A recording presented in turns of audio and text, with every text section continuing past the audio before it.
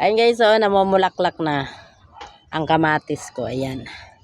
Sa paso lang po yan. Ayan. Ang tataas. Sa gilid ng bahay. Ayan. Tapos yung okra kong hiningi sa kapitbahay, kung naalala nyo na nagtanim ako ng okra, na hiningi ko lang sa kapitbahay. Ang unang bunga niya, hindi ko pinitas. Ayan.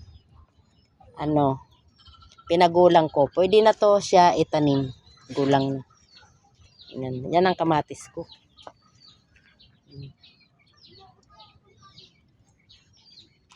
Mga ilang araw na lang, mga isang buwan siguro, may na to. Makakakuha na ako ng bunga ng kamatis. Ayan. Lang, tiyaga-tiyaga lang.